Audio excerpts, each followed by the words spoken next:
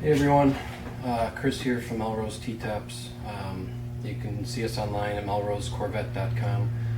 I'm going to touch briefly on installation of glass T-Tops for 78 to 82 Corvettes. I had a couple customers having problems installing them.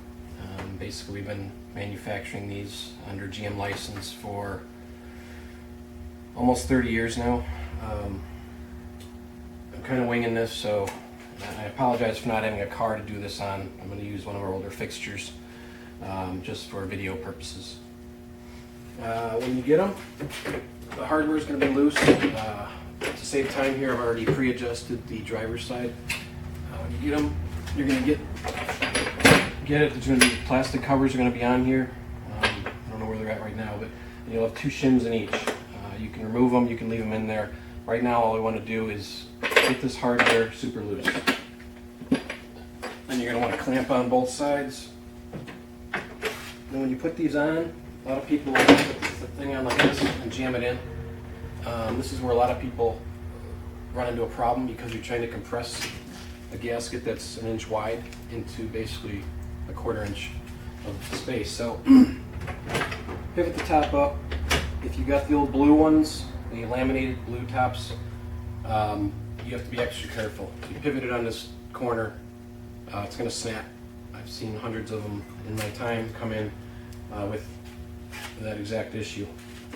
Tempered glass, new stuff, super strong. You push on it, bang it all you want. Pivot it up.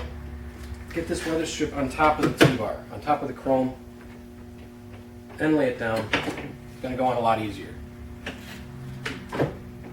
Clamp it on. Unclamp it halfway so your rear rod's still engaged. And then you're going to want to come up here and adjust your gaps. Check your rear gap, check your front gap. Get it about even, jerk it around, clamp it back in place. Once your gaps are aligned, you're happy with them, that's when you want to go back and adjust your height. So you can see right now we're up high in the back, up high in the front. That's easy enough, easily adjustable with the shims.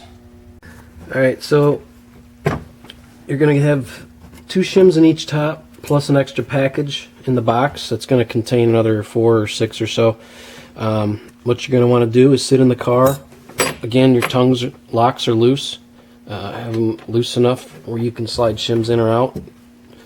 And then all you got to do basically, add shims to raise the glass, remove shims to lower it.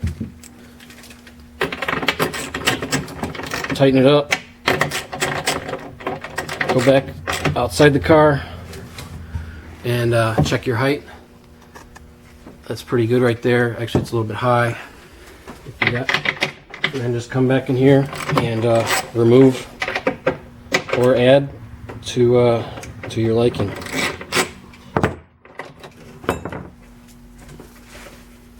This roof panel on this side actually didn't need any shims. One thing I forgot to mention is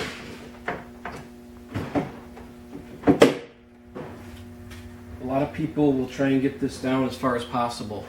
These were designed by GM to have 3/16 to 1/4 inch gap. The reason being the first tops were very fragile. If the car twisted and this thing was on the chrome trim, it would break the glass. So unlike the fiberglass tops which sit flush, these are meant to be up. You should have a gap all the way around. Gap will vary depending on your chrome trim, and sometimes the glass fluctuates a little bit. Once you get your shims in there to align in the center, as you tighten these down,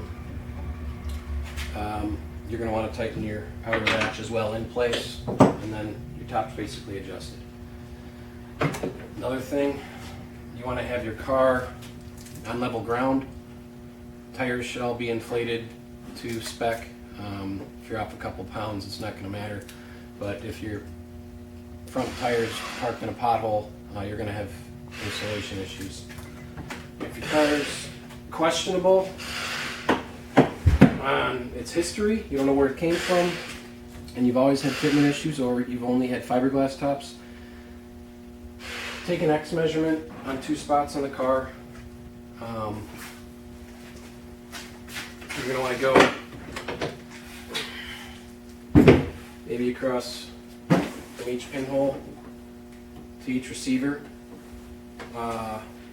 Those should be within 3/16 of an inch or less. If it's more than that, your cars might be twisted, might have been an accident. And a lot of times by manipulating these things, you can get them to fit. I've seen people hog out their latch holes. That'll give you a little more movement. Other than that, you could also mark center like we've done here. It's pretty hard to do because there's no locating points, but you get a basic idea, and that'll give you a good guide on where the front of the top should be. It is possible to put both of them on skewed, so having a good center reference helps as well. If you got any questions, feel free to leave it in the comments here on YouTube, and then I'll try and get back to you. I'd like to do a more in-depth, longer installation video, but I'd like to wait until we actually have a car to do it on, that I can show you every step. But for now, hopefully this will get you guys going in the right direction. A couple more things. You want to check your bushings. You got one up here. It's this white one, just pops into place, and you have 2 in the center T. Also, we sell a restoration repair kit. It's got the 2 rear pins, bushings for the pins. These will push into place.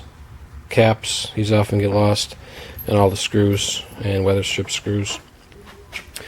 Also, this this body was sectioned off a pre-78 car, and for you guys that have 77 and earlier cars, if you want to put these glass tops on, your car would normally come with that on there with the triangle locating pin. All you're going to need to do, I've seen some people just take this out, and then all you have is the hole. I've seen some people get lucky and take that triangle piece out, and the top will latch right into that top hole. A lot of times it's a little bit lower, so what you're going to need to do is loosen up the 2 screws in here, move it up in order to get the top to fit. Worst case scenario, you might have to hog out the fiberglass a little bit behind here to get the pin in. We sell these switch plates for $78 to $82 on the website. You can buy them at a pair. I think they're $40 a pair or something like that. And basically, you're going to unscrew the early trim and put that into place. I've never personally done this. I think you have to take the trim off the inside and hold the receiver plate so it doesn't drop down, but I'm not positive on that. That's about it. Thanks for watching.